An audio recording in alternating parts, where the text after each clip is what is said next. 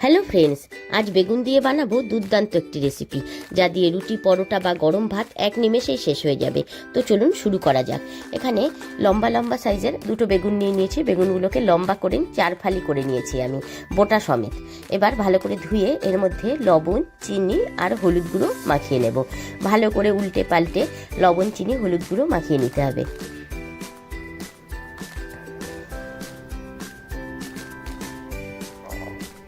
শীতে বেগুন আমরা অনেক রকমভাবে খেয়ে থাকি, কিন্তু এভাবে বানিয়ে দেখবেন, খুব ভালো লাগবে।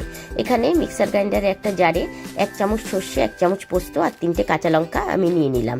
এবার মিক্সার গ্রাইন্ডারের জারে এটাকে পেস্ট করে নিব। এর মধ্যে দিয়ে দিচ্ছি 1 চামচ পরিমাণে ভর্তি করে টক দই। এটা আমার বাজারের কেনা টক দই। এবার এটাকে দিয়েও ভালো করে আমি আবার পেস্ট করে নিলাম। এবার তাওয়াতে দিয়ে দিচ্ছি এখানটায় 2 থেকে 3 চামচ মতন সাদা তেল। দিয়ে তেলটাকে ভালো করে গরম হতে দেব।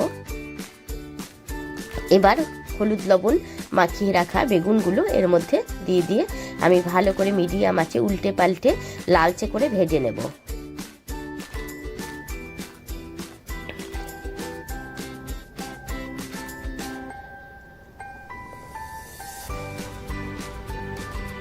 এটা বানাতে তেমন কিছু তেলও লাগে না বা তেমন কোনো মশলাও লাগে না, খেতে কিন্তু অসাধারণ লাগে। আপনারা একবার বানালে আমি শিওর বাড়িতে সবাই খুব পছন্দ করবে। যারা বেগুন খেতে চান না তারাও খেতে চাইবে। তো দেখুন, উল্টে পাল্টে লালচে করে আমি বেগুনগুলোকে খুব সুন্দর করে ভেজে নিয়েছি। এবার একে একে বেগুনগুলোকে আমি তুলে নেব।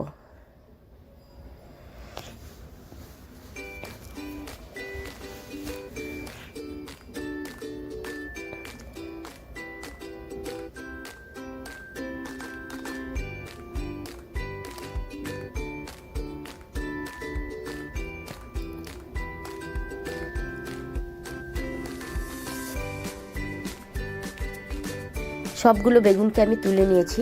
তাওয়াতে মনে হচ্ছে আমার তেল কম আছে, তাই আমি খুব সামান্য আর 1 চামচ পরিমাণ মতন একটু তেল দিয়ে দিলাম। এবার তেলটা গরম হয়ে গেলে এর মধ্যে দিয়ে দিচ্ছি ফোড়ন, কালো জিরে আর শুকনো লঙ্কা।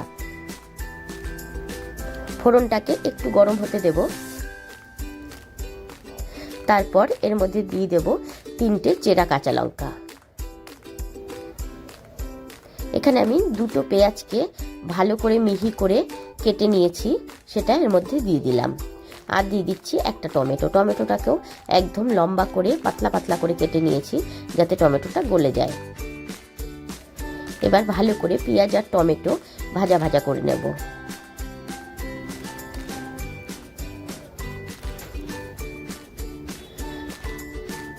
পেঁয়াজ আর টমেটোটা যাতে নরম হয়ে যায়, তাই এতে দিয়ে দিলাম পরিমাণ মতন লবণ।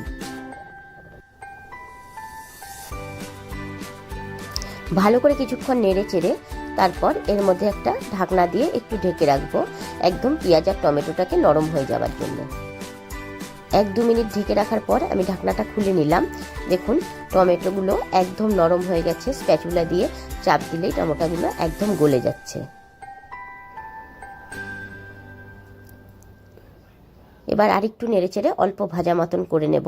তারপর ওর মধ্যে দিয়ে দেব একটুখানি হলুদ গুঁড়ো, একটুখানি লাল কাশ্মীরি লঙ্কার গুঁড়ো আর 1/2 চামচ মতন চিনি।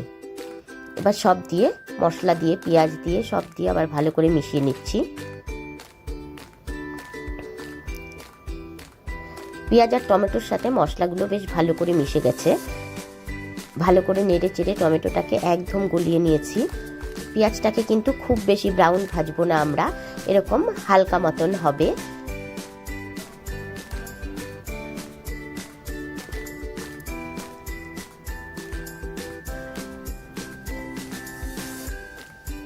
এবার আমি সর্ষে, পোস্ত আর টক দইয়ের যে পেস্টটা করে রেখেছিলাম সেটা এর মধ্যে দিয়ে দেব। একটুক্ষণ নেড়ে নেব।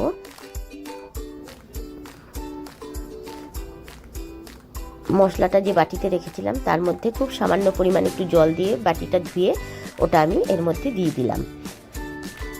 ব্যাস, আর কোনো জলের ব্যবহার আমি করব না।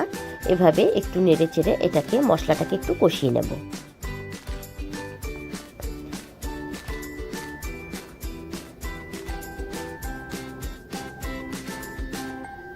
মশলাটা যখন ফুটতে শুরু করবে তখন আমি এর মধ্যে বেগুনগুলো দিয়ে দেবো। বেগুনগুলো কিন্তু আমার অলরেডি খুব ভালো করে ভাজা আছে, সুতরাং এগুলো ভাজবার আর প্রশ্নই নেই। এগুলো জাস্ট মশলার সাথে একটু বেগুনটাকে দিয়ে কষিয়ে নেওয়া।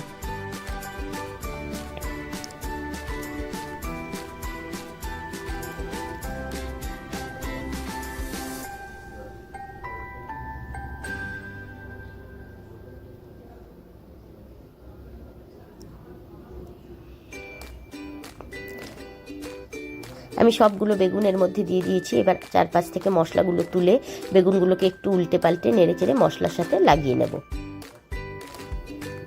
আমার রেসিপিটি প্রায় একদম রেডি হয়ে গেছে। এবার জাস্ট একটুখানি উল্টে পাল্টে নেবার পালা। এই রেসিপিটি কিন্তু খেতে অসাধারণ লাগে। আমার ছেলে এই বানালে বেগুনের এই রেসিপিটি আর অন্য কিছুই খেতে চায় না, এটা দিয়ে পুরো ভাতটা শেষ করে ফেলে। তো বন্ধুরা, একবার অবশ্যই বাড়িতে কিন্তু ট্রাই করবেন, আর কমেন্ট বক্সে আমাকে অবশ্যই আপনারা জানাবেন রেসিপিটি কেমন লেগেছে। আর ভালো লাগলে একটা লাইক দিতে ভুলবেন না কিন্তু আপনারা। দেখুন, বেগুনগুলো উল্টে পাল্টে নিয়েছি ভালো করে মশলা দিয়ে। বেগুনগুলো একদম ফুটে গেছে, দেখেই বোঝা যাচ্ছে মশলাগুলো গায়ে গায়ে লেগে গেছে। এবার আমি গ্যাসটাকে অফ করে দেব।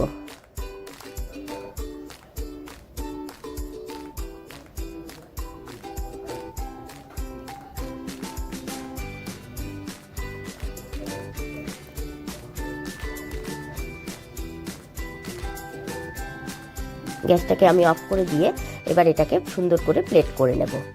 দেখুন, দেখেই খেতে ইচ্ছে করছে। তো বন্ধুরা, কেমন লাগলো রেসিপিটি অবশ্যই জানাবেন কিন্তু, আর একটা লাইক, শেয়ার অ্যান্ড সাবস্ক্রাইব। ও বন্ধুরা, ঠিক আছে, আবার দেখা।